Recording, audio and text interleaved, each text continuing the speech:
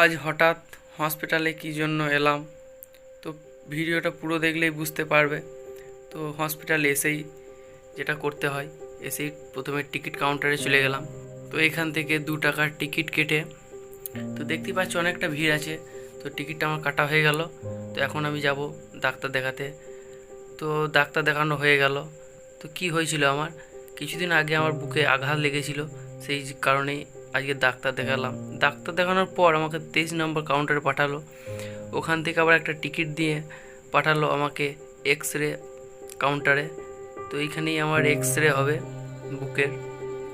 তো দেখতে পাচ্ছ এক্স রে বাইরে দাঁড়িয়ে আছি, এখন আমি ভিতরে প্রবেশ করলাম। তো এক্স রে করা হয়ে গেল। তো রিপোর্ট নর্মালি আছে, ডাক্তারবাবু যা বললেন।